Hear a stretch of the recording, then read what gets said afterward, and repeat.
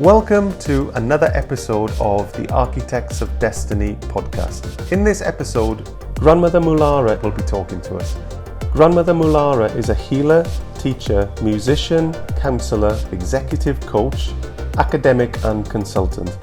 She was taught by senior Indigenous law women throughout Australia and was named Mulara by the Aboriginal grandmothers and given their teachings under grandmother law to guide people in her work with them throughout the world. Grandmother Mulara has worked internationally, including as a delegate to the Women's United Nations Conference in Beijing, has researched at PhD level into values, ethics, leadership, and has received numerous awards for her work, including Australia's Prime Minister's Award of Merit. Grandmother Mulara shares with us the wisdom of Aboriginal prophecy of the new dreaming, the era when people will unite despite their cultural differences and walk together side by side as one humanity. It is our absolute pleasure to welcome Grandmother Mulara to the Architects of Destiny podcast. Grandmother Mulara, thank you so much for answering our invitation and coming on to the Architects of Destiny podcast. Welcome from our audience. I first came across you very recently watching Charlie Ward's podcast, and I straight away connected to the wisdom, to the energy, and your wisdom is something that our audience needs. That's why I decided to reach out to you. And thank you so much for answering our invitation, because as an Aboriginal grandmother, as a keeper of the law, you have generations of knowledge behind you and wisdom. And for us, people who are perhaps just spiritually awakening in relative terms, to connect to that generational wisdom is an absolute honor. And because we are here, because we want to build a better world, we call it the new earth, you call it the new dreaming. And for us, it's so important that the voice of the First Nation people is also heard in this space. So welcome to the Architects of Destiny podcast. Well, thank you for the invitation. It's always good to speak to people who are keen to learn and to grow, particularly spiritually and particularly at this time. Absolutely. I just wonder if you could just speak into, and I've always been sort of fascinated with Aboriginal culture. I really have. And, you know, it's when you look back, you're looking at a history which goes back such a long way, and you know, you've got the evidence of this, and it's kind of I'm so interested in the spiritual aspect of this, and I remember we lived in Australia for a time, and I remember I went to Broome, and sort of we did like an astronomy tour, I believe. Yes. It was, and I found out sort of a snippet that the gentleman who was running this, he had permission from the custodian of a story. He's one of the elders within that region to be able to talk about sort of the what was the turtle, I believe, within the stars. But I just wonder if if we can kick off by just if you could explain to our listeners sort of the different, what dreamtime would be for your culture, and then maybe we can go into things like the song lines and history and things like that, if that would be okay. I think we need to go back to the beginning. You're asking a lot of questions. Let's go back to the beginning, because we obviously, the podcast is forward focused about the new earth, but let's start from the start. So it seems important for Western culture to have a number of how many years our culture has been thriving. But really, we say since the beginning of time, or since the dawn of creation, we've been here. In my country, so I come from the northern, my lineage, one of my lineages comes through the Northern Flinders Ranges in South Australia. So that's the outback, true outback, like in the centre of Australia. And, you know, we say that we've always been here. We had the dinosaurs roam in that country. We have Planetosaurus whatever that's called, scientists go out to our country, and we've got areas, specifically cut off from the general public for the scientists to work with. So we actually had we had the megafauna, huge wombats were 4 foot high, and huge dinosaurs, et cetera, et cetera. So we also had huge people, giants, but that's another story. So if we go back to the beginning and we say we've always been here, and so the dawn of creation, that spark of creation that lit the Earth's consciousness. So Earth started off as a rock and became a super consciousness being through an impulse that came through the universe.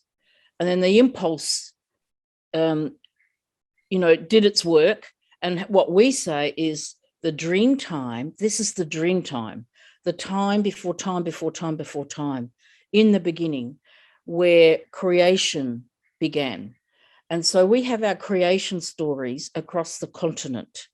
So the creation story of my country, which is rock. So I'm a rock person. So we say the Adnyamathanha, we are the rock people. So we say we've come out of the rock to begin the story of our people. I'm over in Brisbane now. So on the east coast of Australia, it's Biami. And Biami is, he was a rainbow serpent to start with, and he's now pictured as both rainbow serpent and a great wedge-tailed eagle.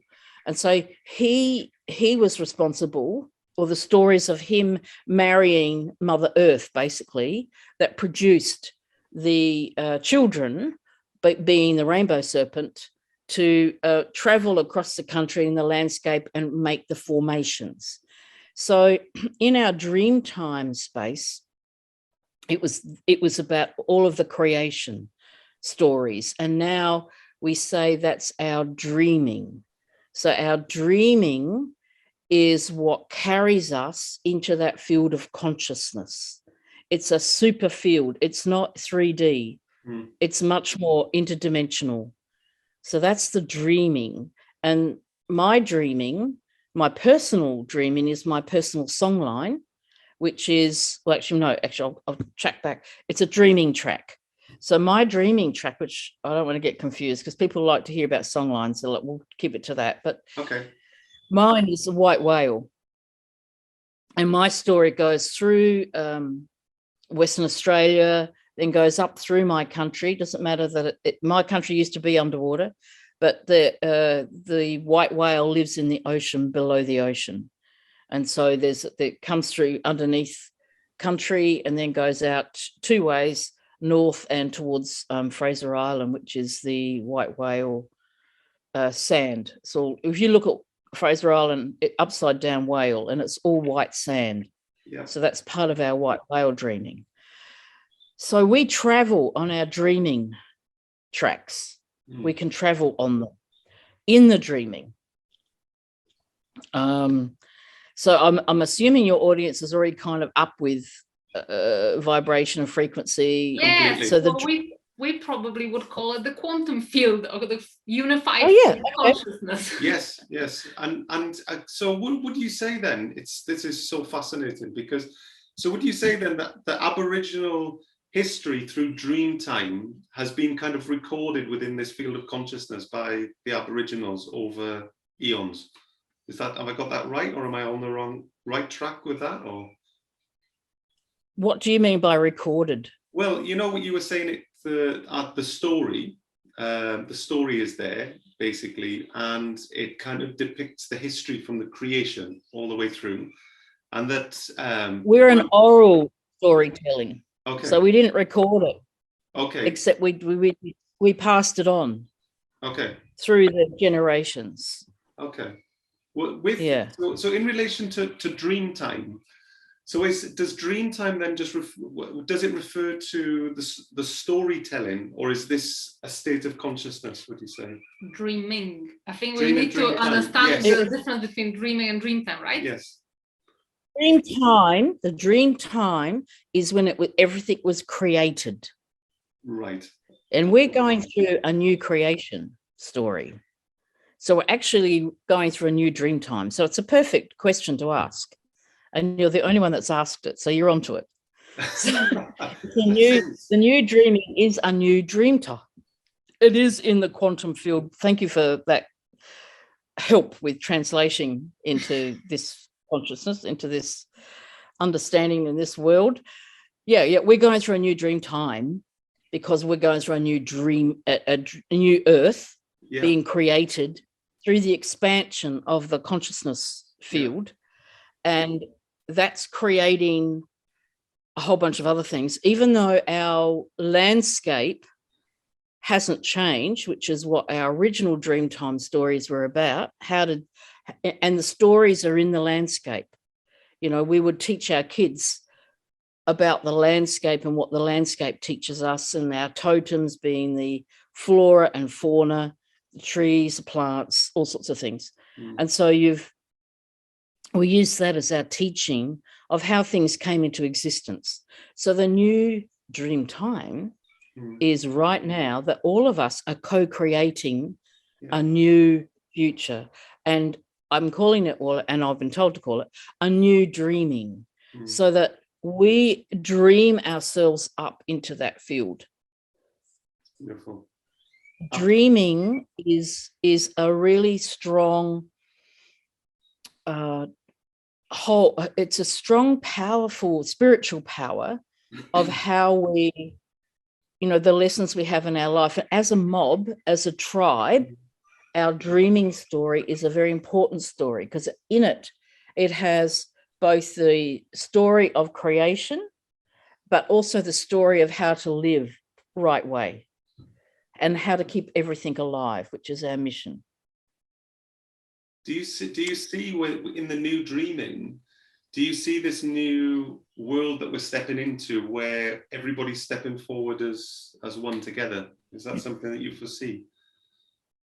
Okay, yeah. So my elders and my teachers, so I acknowledge them, all of the senior law women who've gone before me, who taught me, and acknowledge those who are going to come after me.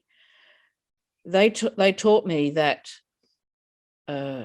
we are entering, in fact, we're in it. A new dreaming is coming, but we're in it now. So the new dreaming is a time-ish where white fella, black fella walk together, red fella, yellow fella walk together in the new dreaming as one under our original law, LORE. Under our original, Aboriginal law or Indigenous law, depending on which part, how you use it.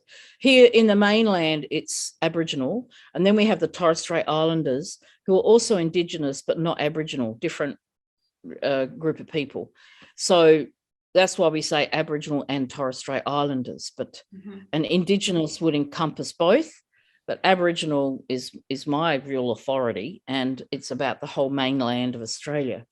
So the old people said to me, there will come a time when we will need to teach the people how to look after themselves, where people will need to take responsibility for themselves and not defer to others, government, parents, whatever, not deferring to them, but to take responsibility for yourself. So the old way, when we had a law woman like myself in a community, and you broke the law, there's a range of things that would happen, but you could always say, auntie over there, she'll look after it, or uncle, he'll look after it if there's been something done wrong. They're like the police, so to speak. And now we're saying, no, that can't happen. We must all take responsibility. Take responsibility for your impact on the environment is what is a really critical one. Take responsibility for healing your relations with each other. Take responsibility for your spiritual growth. Deferring to someone else is not going to help you. You can learn from them, but deferring it or going through a funnel of a particular guru, let's say, because the grandmother said the time of the guru is over. And with no disrespect to gurus, what they mean is don't just be in this funnel. It's actually open up, because they might where is that coming from? Where's that funnel coming from? So in the time of the new dreaming, we must all be really clear of our own energy field and connect to Mother Earth, because she's real. Yes. Oh, yes. Oh, yeah. We've got no doubt. No doubt. The magic is in the land. Yeah. The law is in the land, and the magic is in the land. I would like to speak to you about that, about the magic in the land and connecting to Mother Earth, because I, as a woman, I'm naturally more connected to the land than, let's say, my husband, who's more connected to the cosmos and cosmic energies. But it happened to me on multiple occasions where I connected to the land, and I channel it in the form of sounds. We call it light language, but I don't really like the name. But I channel different energies in the form of sound. And the first time, it usually were cosmic energies. But there was this one occasion we went to Broome. We went to the for those of you who are not from Australia and listening, it's north part of Western Australia. And I sat on rocks, on beautiful rocks next to dinosaur footprints. And it was very quiet because it's not many people there. It was just a quiet space. I just started meditating, and I connected to what I believe was the spirit of the land. And I started channeling sounds and language that didn't sound very dissimilar to what I hear on a local Indigenous radio that I listen to. And I felt like this language was a language that taught people the language, or the spirit taught people how to say it. And but it was welcoming. It was very welcoming. It was almost like saying, it was expressing the love for the First Nation people, but it was also expressing the love for people who respect the land. You respect me and you're welcome here, is the message that came through. And it was amazing. And that was the first time this happened in Broome, but it happened again here in where I am in Costa Rica. And a couple of weeks ago, we traveled to Mexico, and I connected to the land there. As soon as I saw it from the plane, from the airplane window, it started again coming as a language, but totally different language. And again, knowledge of this land. So is that what you would say, connecting to the land? Or is that, or did I tap to some songline? How would you? Songline. Wow. You've tapped into the song of the land. Yeah. Wow. That's beautiful. And you've just explained it better than I could, because you've had the experience of it. Yeah. So when we are open and we emit love to the land and keep ourselves clear, we will feel the spirit of the land, and we will hear the song of the land.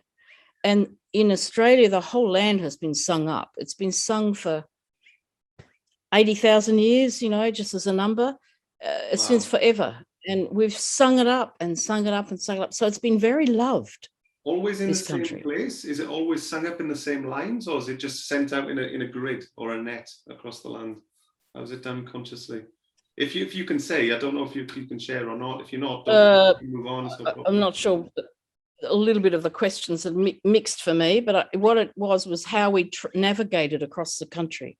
Oh, wow. How we would sing it up. We were taught the song of that particular area when we got permission to cross that country from the traditional custodians of that area.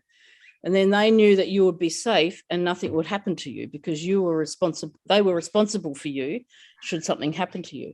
But I want to go back to what you talked about there, about the feeling that, the land has got a song. And there's lots of places where it's not being sung anymore. And I'm encouraging people to sing. You don't even need to know what the actual song is.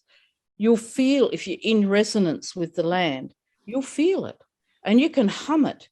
You can make all sorts of sounds, because our original language is not English. We had like over 700 languages in this country. before we were invaded.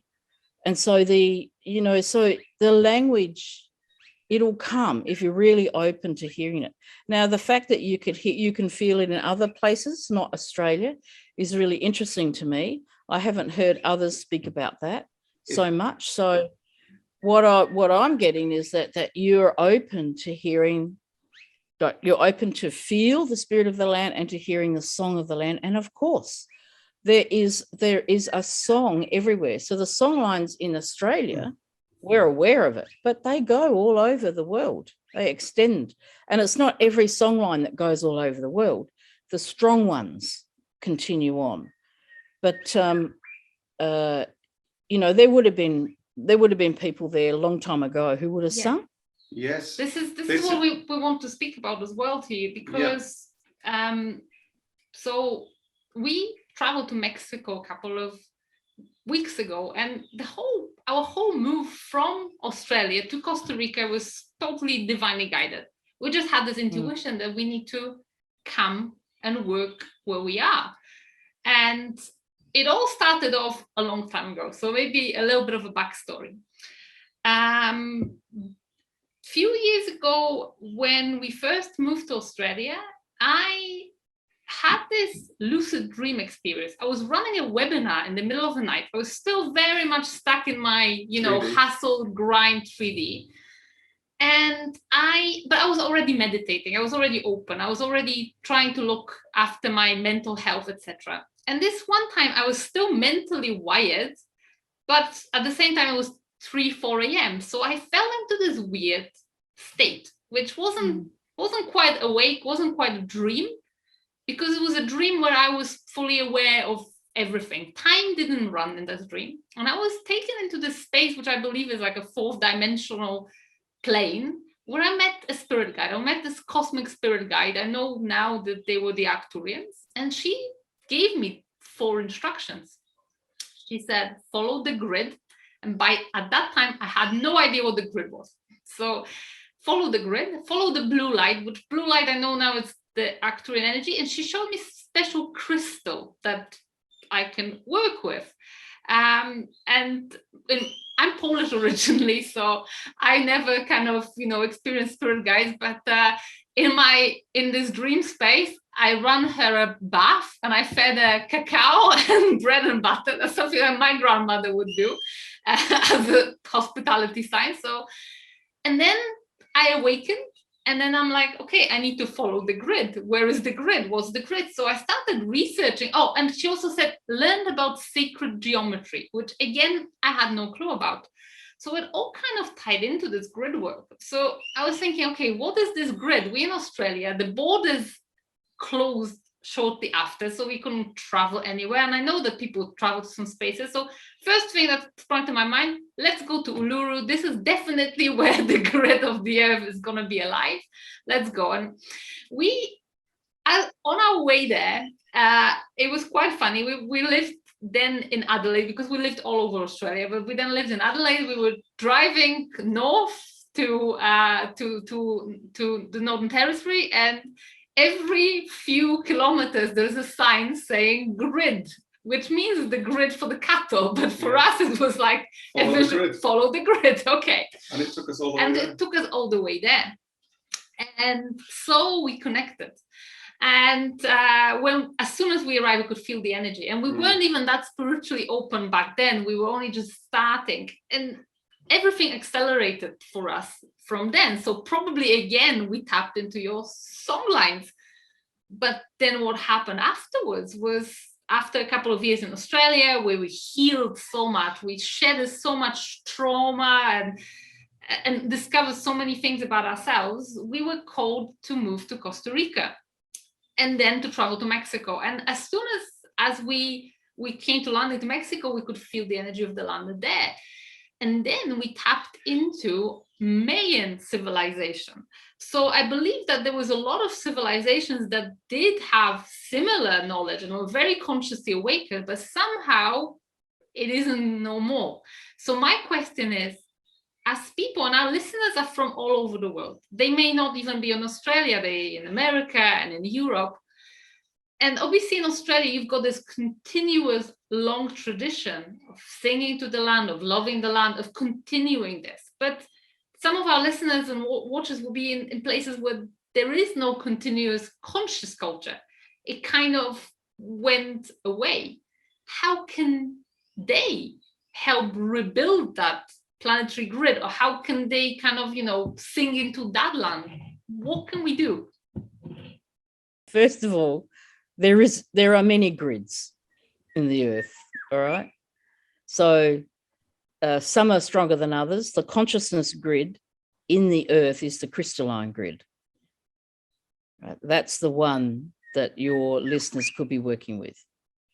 And the crystalline grid isn't like a straight line. It's all over the place. Even a crystal in between rocks is being looked after by the rocks, but it's beaming energy. So we're really, the grid that I'm encouraging people to go into is the crystalline grid. And because Earth is expanding, and in the expansion, the crystalline grid is humming and working and expanding. We are energetically connected to Mother Earth through the electromagnetic field of Earth and our electromagnetic field.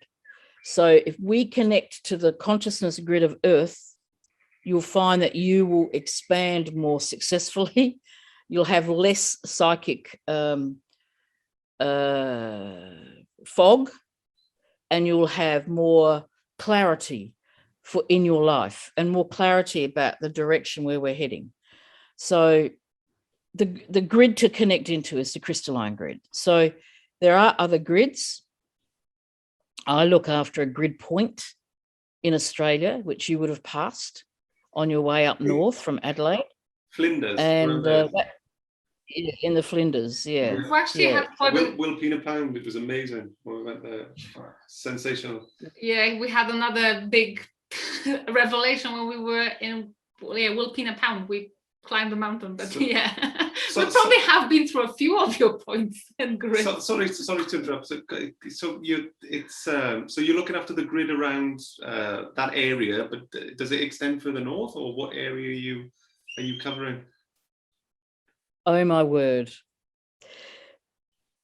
I have to feel into what I can tell you. Okay. Okay. It's a key grid into the earth, of Earth. Certainly a special place, and it's something that's even hard to describe. Like I say, when we drove to spiritual areas that had spiritual reputation, you can just sense it coming off the land. It's tangible. It's in the air. And especially when we got to Uluru and I saw this for the first time, and I could just see within my consciousness, I could see this huge beam of energy coming out the top of Uluru, and it was just data, history, information that you could tap into. It was incredible. And I remember then going about 25 to 30 Ks down the road to the viewing platform where you can look at Katajuta, the other range. And innately, and I knew nothing about the history when I went there, it was just sort of just feeling into it consciously. And I could just sense the masculine energy coming off Katajuta. And I just knew it was looking after Uluru.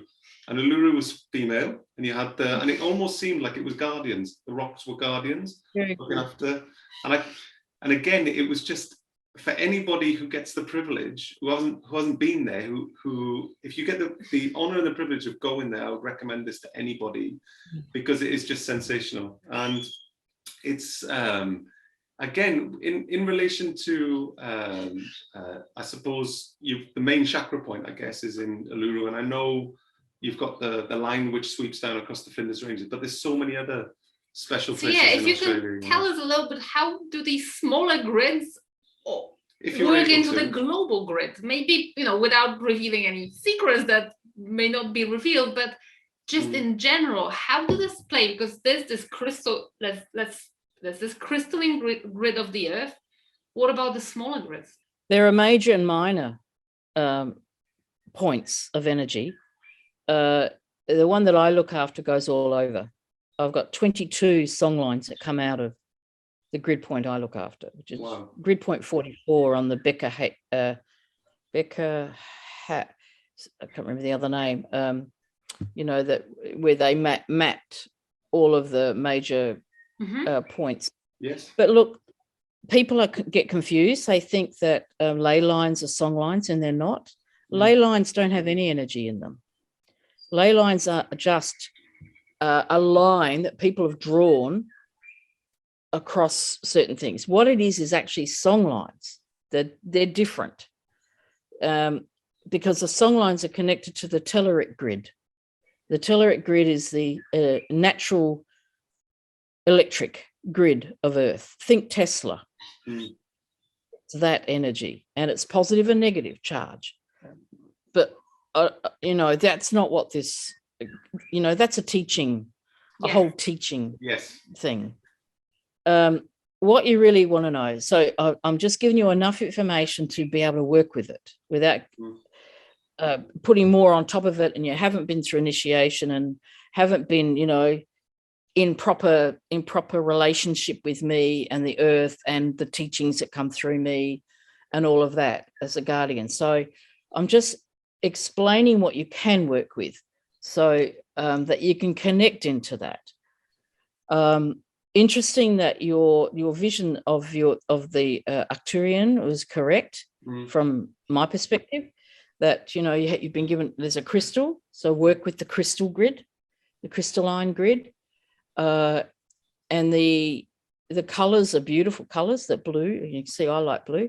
Yes. But the grid is different, so that's the energy grid of Earth is different to song lines, and it's different to dreaming tracks. That's in the quantum field, as we now determined. And what I would say to your listeners is to tune in to the song of the land and hum it. But in humming it, in tuning into the land itself, you'll actually, if you start singing up, you start singing whatever comes in, you're actually singing yourself up too. You're expanding your own field of energy and consciousness. So I'm not sure if I got to the question or the answer or whatever it was where you were going, but yes, Uluru is only one place that has energy like what you're describing. We have lots of them. And that one's just obvious because she's sticking out of the ground. But we also, oh no, I can't tell you that. I just got to know to go any further with. Totally respect that. It's certainly a sensational place, and I was kind of interested. I just want to quickly you might find this interesting. I'll just quickly explain about the Mayan, just something I discovered consciously when we were there. And when we were driving to the Yucatan region, which is where all these Mayan pyramid sites are, they're all dotted around the place on the Yucatan Peninsula in Mexico. And it's a really energetically charged place. And as we were kind of driving down towards this area, the energy was just so overwhelming that I had to pull the car over 3 times. It was just too much. I couldn't. My mind seemed like it was speeding up. I couldn't think straight. And we were driving at sort of 100 k's an hour. I was like, I need to pull over it 3 times. And basically, I started to get these downloads, which continued when we went to the pyramid site. And I could see that there were distinct lines of energy that connected these pyramid sites within this Yucatan Peninsula, and that the Mayan recorded their history within these lines of energy. Not similar to song lines, like you've said, but it's probably why I asked the question at the beginning, because I was wondering if there was a similarity. But it just showed me that these Mayan civilization, Aztec civilization, everybody's working with consciousness. We believe these days that we're super advanced but consciously we've not. We're on catch up, aren't we? And I was just, in relation to, anything else which is sung into the land. Is there any sort of other conscious work that is being done by Aboriginal culture in that continent of Australia that you could share?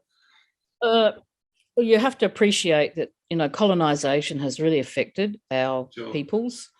And so there's a few of us who are working quietly and secretly, I suppose, behind the scenes. And one of the reasons I stepped up to speak publicly was a number of reasons. One was we're only seeing men talk, and the men actually can only speak about their area, and they can only speak about some things. And I don't think any of the men who are talking have been initiated. Okay. If they have, they probably wouldn't be talking publicly. But when they brought in their elders, I remember one up north brought in his elder. That elder has been initiated for sure. I could feel it. You can feel the difference. And when you've gone through initiation, you are open to the secrets of the country, the land, the universe, how it all works. And so, that's one thing. And we get a lot of young ones, pretty much every generation that, whichever culture we're looking at, the young ones get all fired up about their rights and, our people and whatever. And then we've just had another wave of that. That's all right. They come and go and they express themselves. We understand that as the grandparent. But with where was I going to go? But with we're just doing a lot of work quietly behind the scenes. Really, it's the grandmother law work, LORE law, the umbrella of it all. So yes, there's men's business under that. There's women's business under that. There's community business under that. But the grandmother law is holding that whole energetic field. So with all of the interference and colonization of our people, not everybody is being taught right way now. Some of us are bringing it back. We nearly lost our law.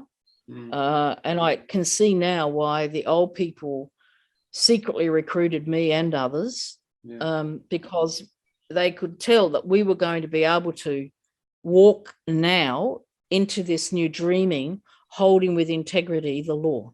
Because they say to us, our young people, they've been interfered with, like they've been, drugs have got in, and money, greed, selling off country for money. I mean, that sort of stuff is not our way.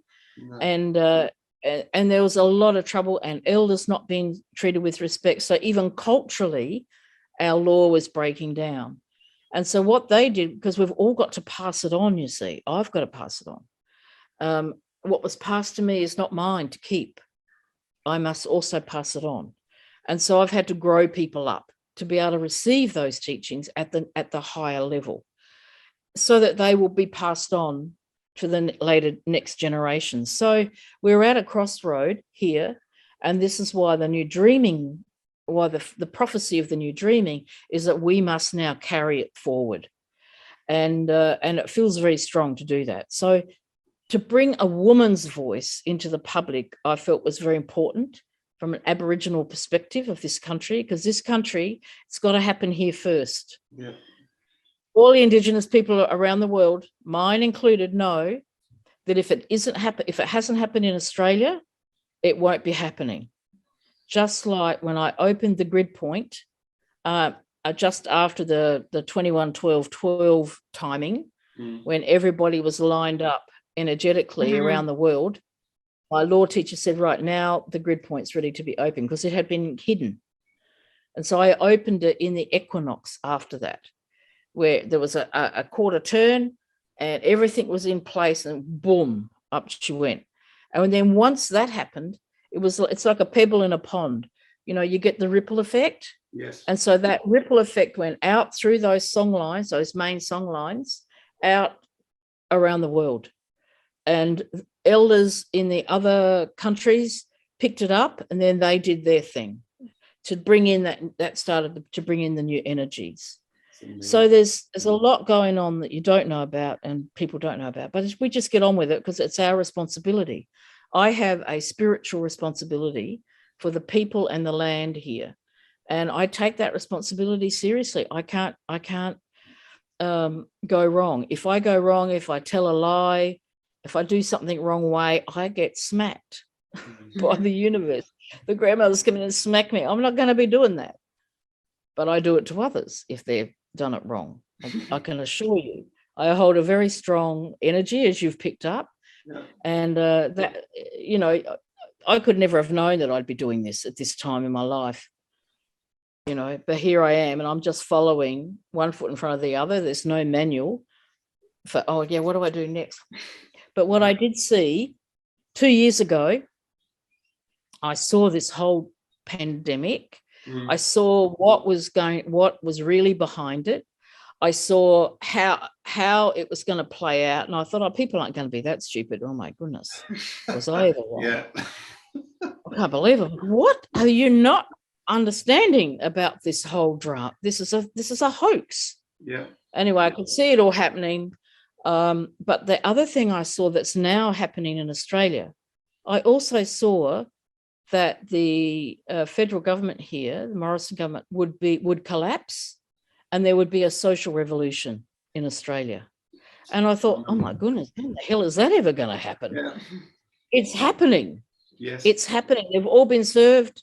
It's happening. The arrests are going to happen by Monday, if not before. And if they don't go quietly, there's going to be a hell of a price to pay. So I think we're in for an incredible time, but I saw it. I've sort of seen it as well. And I just sort of feel like we're totally in a transition period, 100% here. But I do see that, humanity prevails for sure. It's just a period we just need to go through, is what it is. I'm super excited that, sort of what's been foretold within your sort of, your culture is that we all kind of walk forward together in this sort of, it's going to be the same planet. We're just going to be operating a bit differently to how we've been operating, aren't we? And it's just going to be a beautiful place, I think. This episode is brought to you by the Quantum Club. The Quantum Club is a membership program designed to help you develop your spiritual abilities, such as connecting to your galactic soul family as guides, speaking light languages, channeling, transmitting and receiving light technology. Every week we hold live sessions and work with you energetically on a deep level to unlock your divine intuitive gifts, to connect deeper than ever before with your higher self and galactic light beings. To find out more, head to bit.ly/galactic club. That's bit.ly/galactic club. See you there.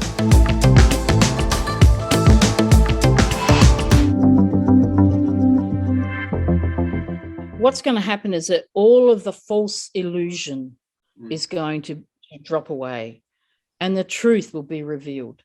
We have yet to be able to have a voice to speak our truth. What really happened to our people? What's the true history of Australia, let alone the world?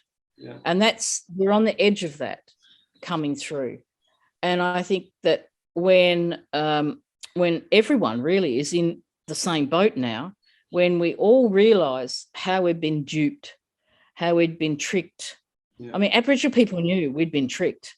We knew that the colonizers were, they murdered us and then took away our children and made us dependent on the state financially, and kicked us off our homelands, and et cetera, et cetera.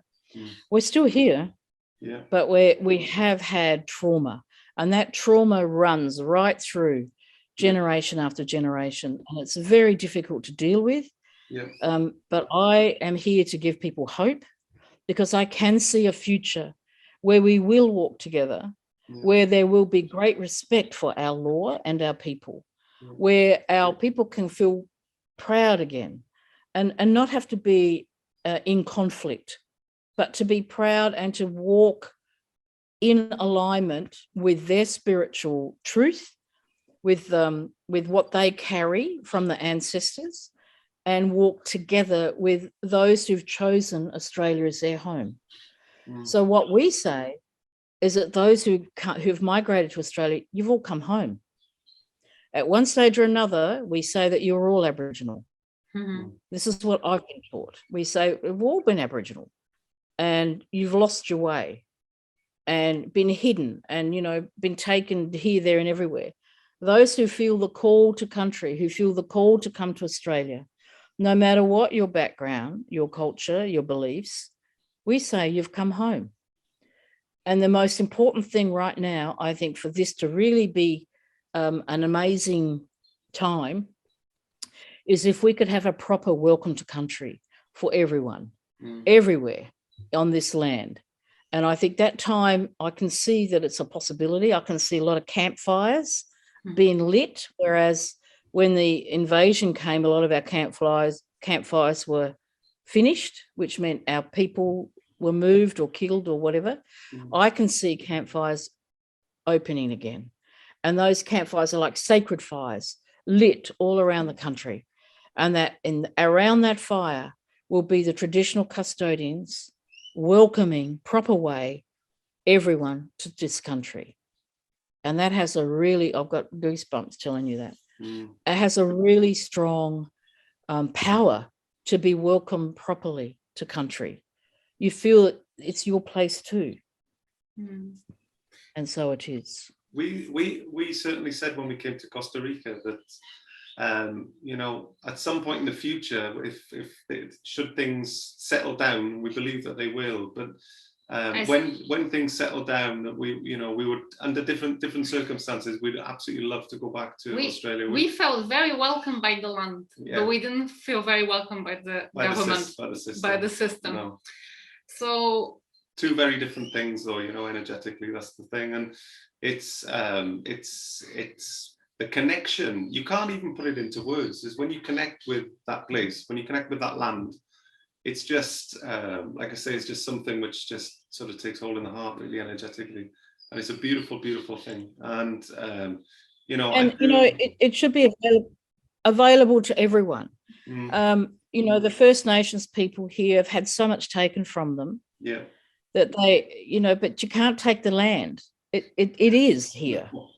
You can put a piece of paper and, you know, divide it via artificial lines, but it doesn't work like that. It's just all our kind of laws that, you know, of possessions and this and that. Sometimes when, obviously, we hang out with a lot of galactic beings and we look from a different perspective, it's just ridiculous. We, like, no other planet have anything like that, where, you know, you put artificial lines in the ground and title deeds and that's supposed to be someone else's. That doesn't work like that. So yeah, I and hence why our countries, all our, you know, nation is really we've taken that name from the Native American people. We didn't say nations, we just call it, you know, this was Adnyamathanha country, but it was all, or this is, you know, Yuin country, or this is Wiradjuri country, whatever the name of the mob were. It was actually not divided by lines, it was actually landscape. You know, it's a river or a mountain peak, you'd share a song line, or you know, there were actually landscape features. And also what grew there and what didn't grow there, you notice it naturally. So we had responsibility to look after our bit and to keep everything alive in that area. But I am, you know, there's a real sadness that has gone through Black Australia, and that is the intergenerational trauma. It's complex. Yeah. Is there anything our listeners across the world can do to support this return back to the roots for Australia and for the rest of the world?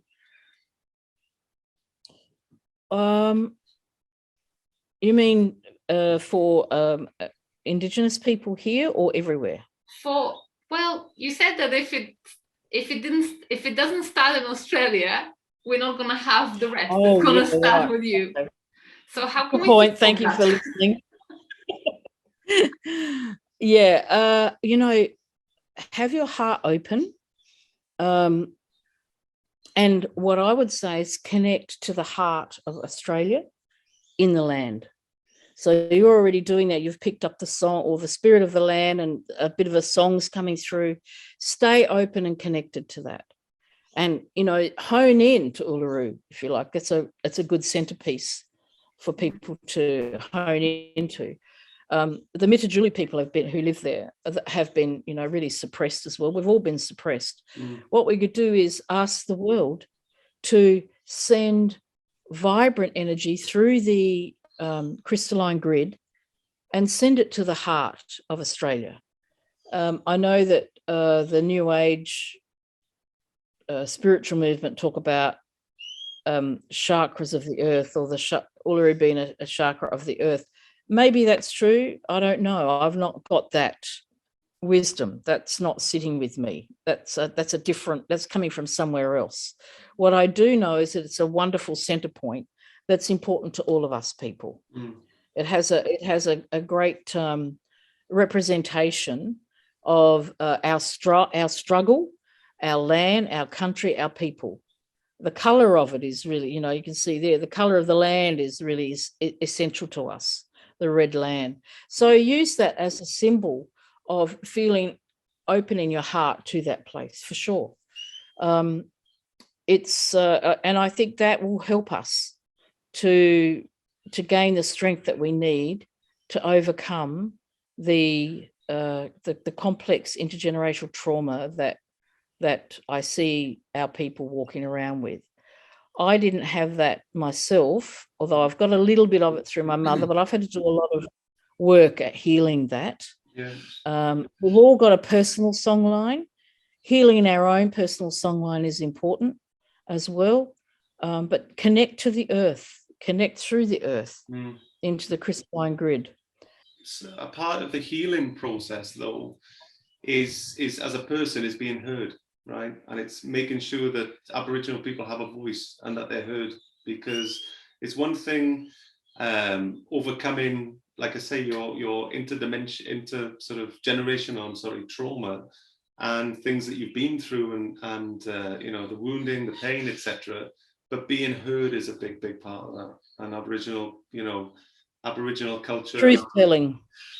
Absolutely. Yep. Telling the truth. So many of them don't.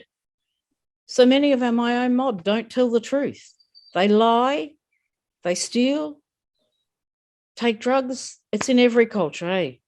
Yeah. And the trouble is in ours, they have a go at you. We call it mobbing, and they've had a go at me because of the lightness of my skin. I'm not black enough.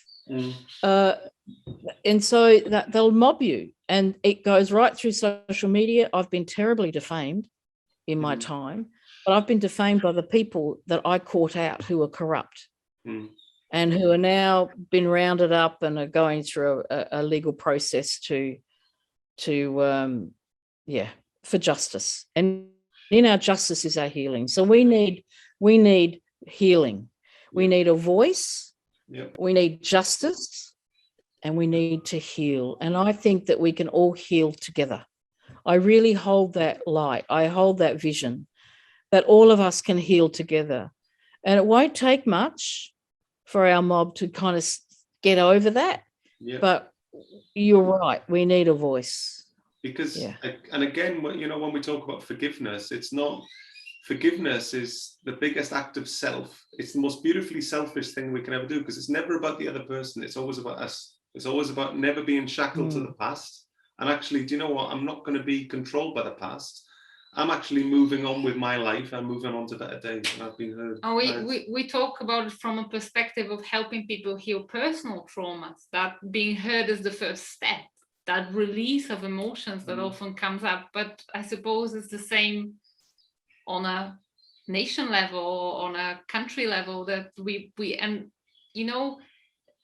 you as people have a lot to go through with the trauma release and all of that. But I suppose there's a lot of trauma elsewhere in the world. We're all going through it. And I believe that it's a global thing where we personally, a lot of people are going through their own journeys. We have gone through our releasing of things from our ancestry line, from our past lives and different things. And I believe that if we all personally take care of ourselves, then we can go further and further and further and start healing stuff on a more collective level. I was just wondering whether whether it would be possible to receive like a grandmother's blessing for our audience, just like when I've experienced your energy transmission. That was amazing. In the podcast. It was amazing. And if you'd be happy to share something like that, that would be fun. That would be so amazing. That would be okay. All right, so I'll just take you through a little blurb then. So just take a breath in through your heart, all of your listeners. Just taking a breath in through your heart, and take that breath down through your body into the earth. And we've talked about like a taproot.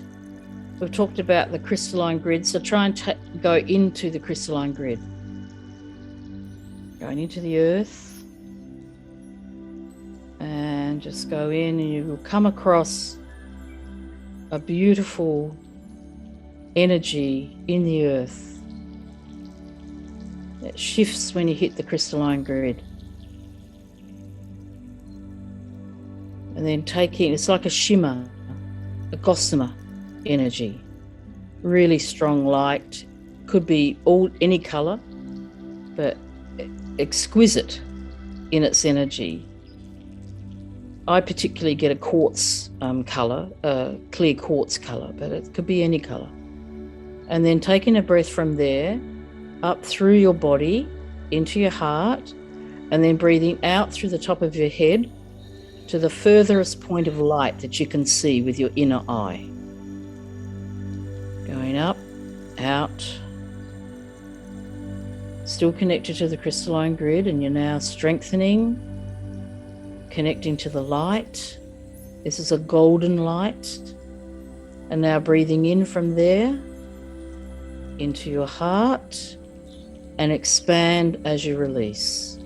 Stay connected while I just call on the grandmothers and the great-grandmothers and the benevolence, the spiritual benevolence of the universe to come in and bless all the listeners of this program, to take the blessings in through the crown chakra like a waterfall of electric violet light coming in from the tap above your head, just letting in this beautiful electric violet light now coming over your head, letting it fall over your shoulders, letting it fall over your torso, your arms,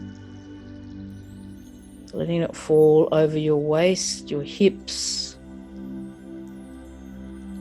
over your legs, buttocks, lower legs, over your feet, and into the earth, into your earth star chakra, so that you are connected like a crystal. You are a crystal. We're connecting you to the crystalline grid, the crystalline energy, and the crystalline energy from your divine light source. And the grandmothers are sending these blessings to you for you to feel connected to the songline of the place in which you are sitting. Feel the energy transmitting outwards as you bring the waterfall of electric violet light through your body into the earth, into the crystalline grid, and see it shooting out in all directions, sending healing energy through the songlines of the earth, underneath the earth, and connecting up to others in this transmission. There are others here that you are connecting to, and then connecting to me here in Australia, underground, connecting to me. That's it. And feeling the pulse of that connection now pulsing around the world through the songlines in the earth, through the crystalline grid, feeling the pulse. Your base chakra should be warm.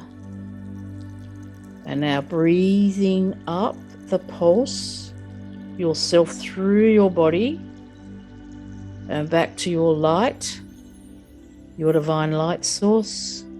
That's it.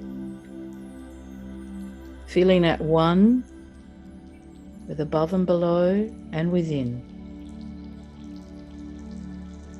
And now going back into your heart space, and growing your own energy field so that the waterfall now becomes your spine. You're still connected above and below and to each other, but you are now expanded so the waterfall is within you. And as you're expanding further, you realize that you could expand to become Earth herself. And feeling the sensation of the pulse within you, connecting to the pulse of Earth. Your heartbeat resonating with the heartbeat of Mother Earth. Feeling that in your base chakra in particular. And the waterfall is almost non-visible, but it's still within you. It's your spine. So that you can connect to the crystalline grid at any time through this meditation, through this practice, and see your spine connecting above and below, and yourself as a crystal. And so now just bringing yourself back. A bit hard to do, but everyone's so expanded. It's beautiful. So just coming back slowly, noticing the noises outside of the room you're in. That's it. Just coming back slowly. Noticing the noises within the room. Noticing your left big toe, your right ankle, your left knee, your right hip, left elbow, right hand, left index finger, right shoulder, left armpit, right jaw, left ear, right temple, left eyebrow, third eye, and the top of your head. And just coming back, giving your toes and fingers a wriggle. And if you clap your hand, rub your hands and just give yourself a spiritual facial. Put your hands over your face and just come back and open your eyes. Oh, that was so beautiful. My God. I tell you what a technique, and I loved it. Like where you were literally moving people's point of attention to different parts of the body and bringing it in, because the expansion, and I was just with you, and energetically I was just surrendering, going with it. I was under the earth, coming through my point of attention through to Australia, up to you, out to the, what a beautiful experience. You probably didn't want to come up. Well, it was lovely. Wow. I love connecting to the earth. I can feel the shimmer. It's just like vibrant. Yeah, I love it. Oh, thank you so much for speaking to us and our listeners. Well, more importantly, tell our listeners about the work that you're doing and where can people catch up with you, or where can they connect to you? Okay, thank you. I have a website, grandmotherwisdom.com.au. I'm actually about to start an online course of developing your spiritual mastery, working with Aboriginal mastery, spiritual practice, and that begins Australian time, Sunday morning, but I've got people from all over the world. So it's late at night in Europe, and it's sort of in the afternoon in America, and early in the morning in Australia. So that's all happening. Link to your website in the podcast, so watchers click below, listeners go to podcast notes. So you've got the sort of the course that you're just about to kick off. Do you? We had a look at the website. Do you still do the one-on-one sessions with people, with clients, and things like that? Work with people individually? Yes, I've got one after this session. Okay. Yeah, Okay. I do the one-on-one sessions with people, so that can be a healing session, or it can be a spiritual counselling, mentoring. It depends on what the person is looking for, or advice, or even sometimes it's something stuck from past lives experience that they've brought in with them and they can't quite get what it is, so we do that work. So one-on-one healing sessions. I run the courses online. There will be the grandmother's teachings will be released again later in the year. That course online. I'm learning about how to do things that I've always done in person online. Yeah. So it's taken me a little while to work that out. We've got, in Australia, we have the Elders Mystery School every year, and the 10th one's coming up in April. That's going to be phenomenal. But that's an attendance. You have to be in Australia to attend that. I run women's circles, so teaching law to the women. But again, you have to be here for that. There's probably some other things. Basically, head to your website and fill your boots. Yeah. And you can contact me there. There's a contact page, not a page, but a contact, how to contact me. And that comes straight to me. Yeah. Brilliant. Well, we definitely link onto that. So thank you so and there are other videos. There are other videos there too. So if people want more information or want more juice of what I offer, they can go to the videos that are on the website too. Awesome.